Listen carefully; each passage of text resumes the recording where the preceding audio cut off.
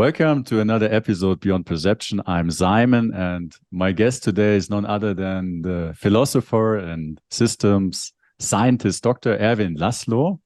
Dr. Laszlo, to just introduce you briefly to our audience, you are the author, co-author, or editor of 106 different books, appeared in a total of 25 languages. You're the founder and president of the international think tank, the Club of Budapest, and of the prestigious the Laszlo Institute of New Paradigm Research. You're the recipient of various honors and awards and were nominated for the Nobel Peace Prize in 2004 and 2005. Welcome, Dr. Laszlo. It's my great honor to be here with you today. Well, Simon, it's very good to be here and to talk with you. Yeah, so I know you have had this incredible career and created this immense body of work. Looking back today, what would you say is your biggest contribution to the world or the world of science? Well, science itself, I have a double-faceted work that I've done. Partly is in science itself, as theoretical science, and partly the current problems of the world and how to act so I have a better future.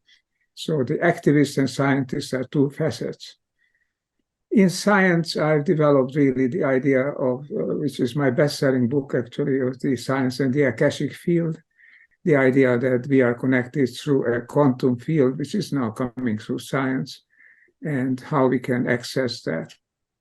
And then I'm working on applying this notion of interconnection with each other and with nature, and with universe and with the evolution that takes place in nature, how to apply it so that we live more in harmony with the world around us, so that we don't destroy that world as we already keep doing, but really can thrive, can live, can evolve together. I call this, like other people do also, I call it conscious evolution. So that's my activist phase, but it's built on my scientific work, obviously.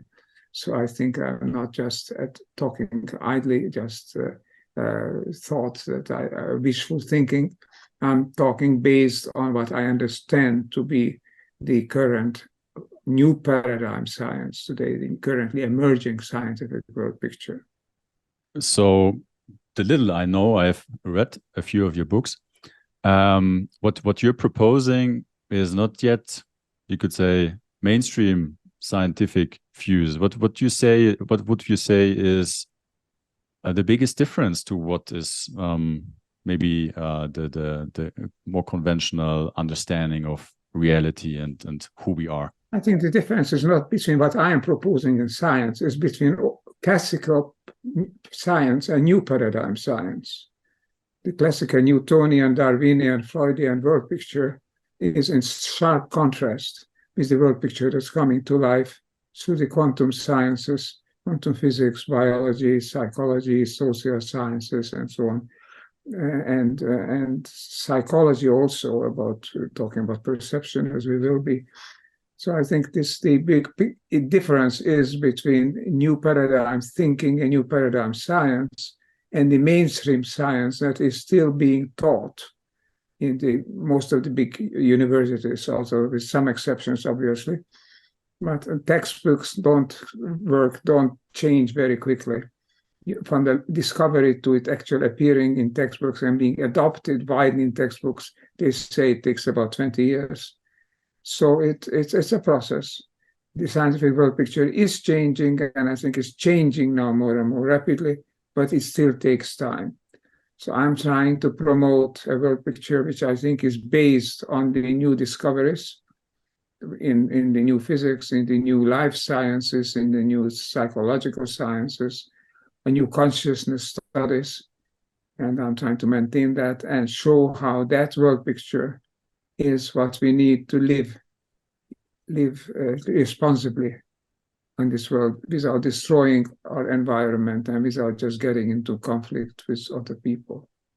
I think that's the hope today, to have a world picture based on science, which is a holistic world picture. When you speak of interconnectedness to some of our audience that might not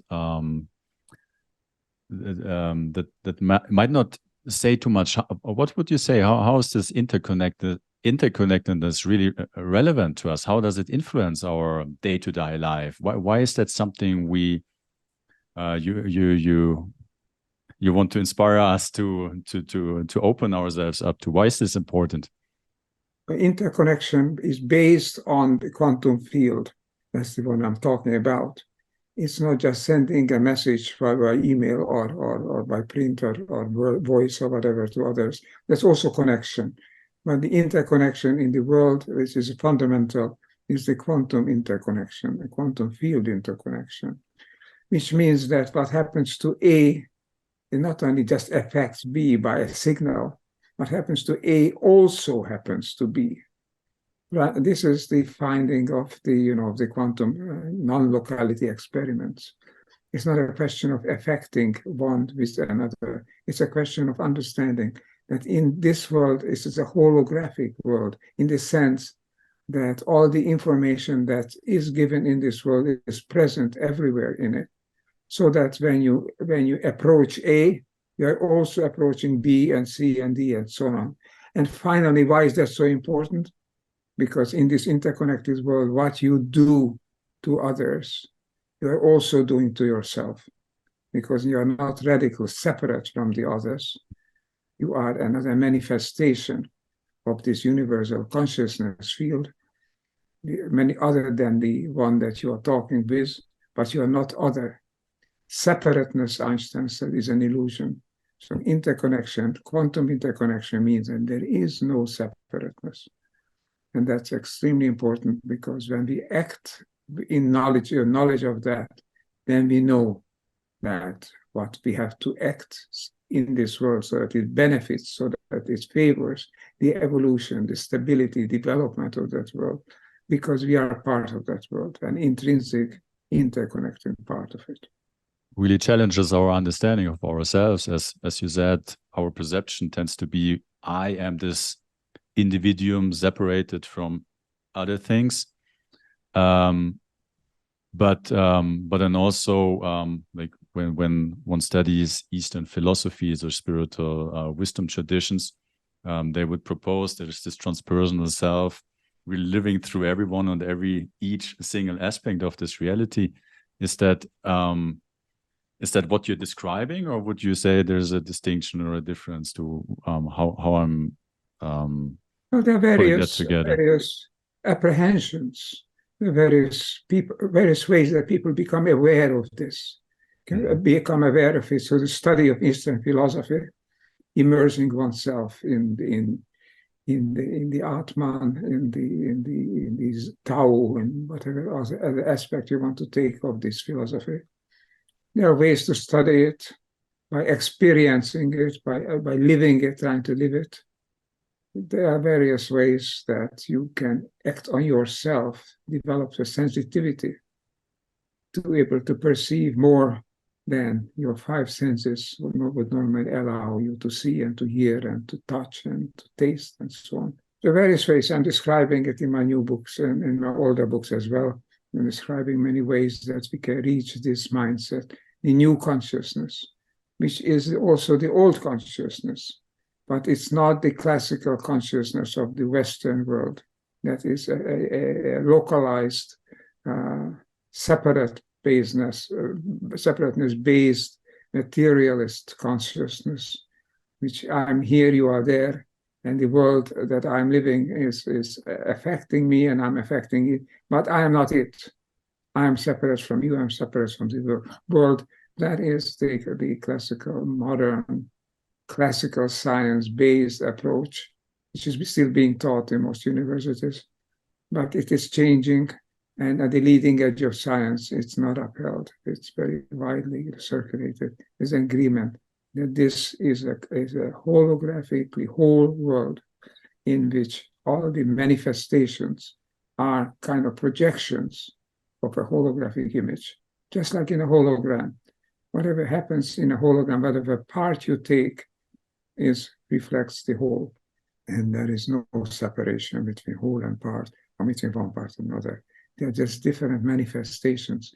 And you just kind of tune in to one or to another. When I talk to you, even though we talk now through the internet, I am tuned in to one particular manifestation that I perceive through my eyes and ears across the internet. We can do that in person, obviously, but this doesn't mean that we are separate. There's no categorical separation. It's a radical step. It's a recovery of ancient insights, as you mentioned, also from the East, also from the West. I think many of the teachings of Jesus and of Moses and all that in the Western tradition are very similar to this insight of love connecting all things, because we are loving people. We are loving ourselves. We are manifest and embody love. So this is an old insight coming to light, and it's our passport to a more harmonious, better future. The current way that we're treating the world and ourselves in the world is a passport to disaster, to breakdown. We are exploiting each other, exploiting nature, and looking at only at the short-term interest. You don't realize that there is no short-term interest. All interests are interconnected. All interests are of the whole. What is good for the part is not necessarily good for the whole. It can distort it. That's what we are already doing. But what is good for the whole, for nature, for the universe, is necessarily good for all things in it, for the part. We are in it. And we evolve together. We are a part of that. A new concept, a new way of looking at things, a way that we have distorted through the lens of just this me and mine, my interest, my future, my family, my wealth, etc. And that has created this unsustainable, deteriorating conditions on Earth that is high time to overcome. Thank you so much for sharing this with us. And when you speak of overcoming this, and initially you also, I think you spoke about applying the interconnection and living in more harmony with each other. What is the key to manifest that, or to create that future where that becomes a reality? Well, discover it. You can discover it through science, but you can also discover it through your own innate, intrinsic experience. Sensitive people, I'm sure that you are, and your people around you are that. I know that when you enter into yourself, you feel the nature of that world around you. You become connected. And what we are connected to is an impetus. The big difference between the old and the new science is that the old science talked about a passive space and time universe in which separate things emerge and move around and then interact. The new science, there is no space and time separate from the entities that exist in space and time. We are all space-time entities, and we are all one with that overall field, which is the universal quantum field, which has also been known, or I contributed to getting it known as the Akashic field, because the Akashic is an ancient 3,000-year-old insight of the Hindu seers who talked about the Akasha dimension, which is really strikingly similar, practically the same as the new quantum science perception of the universe. And how do you see the relation between collective consciousness and our individual consciousness? You said before that what we're experiencing is a projection. So one could say, like, I just need to take care of my own projection, and the world for myself changes independent on what happens in the outside. How do you see the relationship between, like, all those individuals' appearances of consciousness and the single one I'm experiencing right now? When you evolve your consciousness, so let's say when we evolve our consciousness, we evolve the collective consciousness, because we are a manifestation of that consciousness. When we deteriorate our consciousness and going through false separations and false valuations of our own short-term interest, we enter a negative element into the collective consciousness. Consciousness in the universe is a whole system. is one. Great scientists like Erwin Schrödinger said that there's no way that we can talk about consciousness in the plural. Gustav Jung and other people have been talking about it as well. Einstein has been talking, and of course now the quantum sciences. There is no plurality in this, radical plurality. There's no separate entities, just externally interacting. So if you are part of that whole, then what you do affects the whole. In fact, you are that whole, but a manifestation of it. You do not realize it. But I think, I'm going on to somewhat a more metaphysical level, is I think that our mission as conscious beings on this planet is to help evolve this consciousness which is there in the universe. The universe is very much like a great consciousness.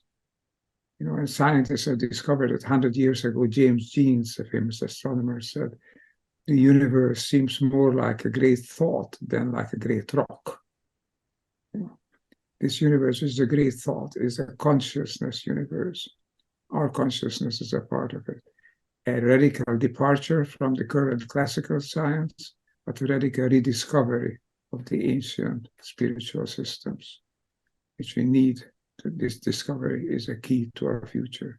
We need very much to overcome and to make the current separatist, materialist impression and envisionment of science to be a temporary interlude in the evolution of humankind, which is, like all evolution, which is basically oriented toward wholeness, toward oneness, toward the harmony of the elements, forming larger and larger, more and more complex entities, from the quanta, from the individual quantum particles through the atoms formed by them, to the molecules, to the crystals, to the living systems, to the societies and ecologies of living systems, all the way to planets and then to galaxies and to star systems and galaxies. All this is a network of interconnection, because it's really whole, which we separate by looking at it one by one. And as we pull up one thing at a time, we say, this is A. And then we pull up something and we say, it is B. Actually, A and B are the same, are one. They are just different aspects of it. This realization has inspired the great spiritual leaders of the past. It needs to come in today's world to help today's generation live in a more responsible way, more coherently with the world. We are evolving conscious beings in this world. We know that from the great systems of the past. Now we are recognizing it in the new sciences as well. This is where the hope lies. This is where that we come across, and we become the change, as Gandhi said. Don't wait for others to change. Don't try to make others change, because we become ourselves, we change. Then, because of our oneness with others, then others will change as well. Yeah, from all your experience and preaching the world of science and the one of self-discovery and spirituality, you mentioned before, I think, the invitation to explore your own being and become aware of the nature of our universe. What would you have something more possibly concrete, or a recommendation to anyone listening now and wants to really explore their own being or consciousness in a meaningful way? What would you say? Well, one way is, of course, the Eastern way, which is to relax and allow the deeper motivations in your consciousness, the deeper elements to surface. You will find that you are consciously, intrinsically attracted toward wholeness, that there is a sense which young people call the unconditional love, is a sense of being attracted to others, which is none other than in physics, the Pauli exclusion principle, which connects hydrogen atoms with the hydrogen nuclei. It's not a haphazard process. It's a process whereby particular atoms join the hydrogen shells of atomic nuclei so that they create stable atoms, and the atoms then create molecules and so on. This is a highly constructive and constructing universe in which systems grow and become more and more coherent, more and more whole, and we are part of that process. Now, if we can discover that, then we'll act like that, more like that. Forget the old beliefs that I'm one and you and everything else is something else. Forget all beliefs that we are here only to look after our own short-term interests. Forget that what makes you ultimately whole and happy is to have more and more money so that you can exploit resources and have power over others in society. These classical ideas need to be overcome. They have led to a world that is unsustainable, that is unjust and disbalanced, where ever smaller minorities out to gather, to garner everything they can for themselves, resources and wealth. And now this is not even as used to be just 50 years ago, 20% of mankind. Now it's maybe 2% of this enormous human population that is still growing rapidly, probably close to 8 billion by now. So this is an evolutionary process.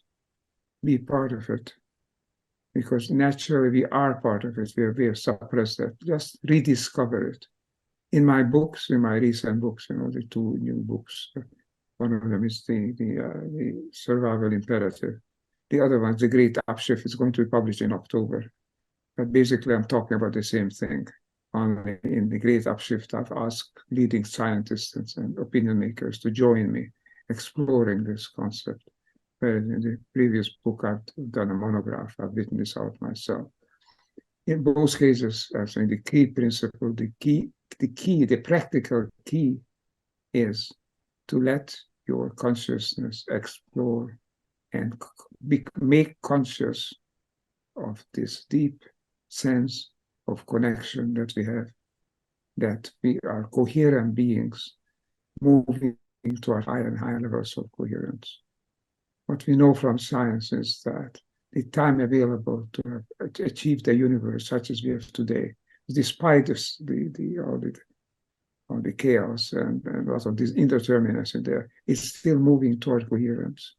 And when we look at the enormous coherence that's in a healthy human being, a healthy living thing, even on a planet that's is balanced, oriented in an orbit around the sun and the universe, all this could not have come about in that 13.7 billion years or so that scientists estimate there was the disposition of evolution since the Big Bang. No chance that it would have come around by any reasonable estimate, by chance interconnections. We are biased toward wholeness. Allow this bias, and I'm using a negative term, actually I mean it positively.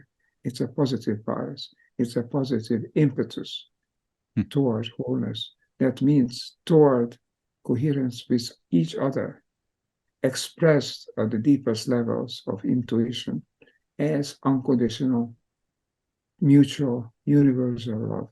That's how it's expressed. But what it is in a scientific context is a holotropic attractor. That's what I call it. It's an attraction built into the systems of laws of the universe toward coherence, toward wholeness, which means the integration of elements into larger and larger coherent wholes. Wonderful to hear. And I know we are at the end of the time window you kindly provided to us. So maybe just a last question or comment, because I mean, what you're just sharing, it resonates and it is very much true. Then, though, when I look into the world, read the news, we don't really seem to experiencing that right now. There's so many conflicts, crises, fear propagated, and that tends to distort one's perspective. And from that, what you said is this inherently attraction to wholeness. That's when I look into the world, that's not something I I would how to say, I would confirm with my own experience in looking into the world that that's something present. It depends on the eyes that you use to look into the world, the lens. There's so many ways to look at this world. Yeah. I think this surface chaos and conflict and breakdown, this is a manifestation, yes. This is partly a burst pangs of an order.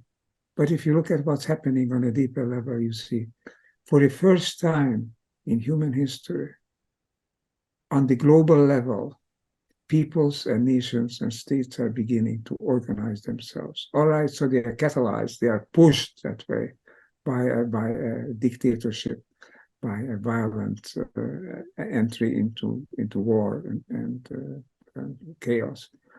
But it's happening. More and more states are joining. Now, just yesterday announced the formation of BRIC, a new association of third world countries. Well, everything we do now, we do it, beginning to do it now as a planetary family of nearly 8 billion people. We are acting on that planetary level more and more. There is no longer separation between one people here and others over there. They're all in the same boat. And if a visitor from Mars or from elsewhere would come and look at this, and you would also open his or its eyes and say, humanity, with all the problems that it experiences, is finally beginning to organize its affairs on the level of the whole planet. We have never done this before. It's difficult, it's full of conflict, but it is moving ahead. We are far more organized now than we were 20 years ago, far more so than 50 or 100 years ago. And we are, with the problems that we have admitted, yes, we are beginning to wake up to the fact that these problems are our problems, not your problems and his problems, they're our problems. And we are beginning to deal with them on a global planetary scale. That's a very encouraging fact. In my books, I have presented also a catalog of organizations that deal with this, that already act on the basis of this new paradigm. You can look up that catalog. It's more and more of them. Every month there are more organizations who are dedicated to the shared goods. It's not so much on the surface, but it's below the surface. And it's in the mind of people, in a mindset that is growing, especially among young people. I am hopeful that it will keep growing and will take over the governance of the human system on this small but very vulnerable planet. Dear Dr. Laszlo, I think we're at the end of your time window, which you kindly offered to me and our audience. So thank you so much for taking the time to be here with us today. And yeah, to everyone. I enjoyed our discussion, and there's very good questions and very good points that we can make. It's important to discuss these things. And I mean, in the introduction, I shared the volume of books you were involved in. So to everybody listening and watching, we will link the details to your website and also to your books in the description of the podcast. So everybody is invited to learn more and discover those themes for yourself. So that's it. Thank you, Dr. Laszlo, once again. I wish you and also to all of our dear viewers and listeners all the best. Take care, and I'm looking forward to the next time.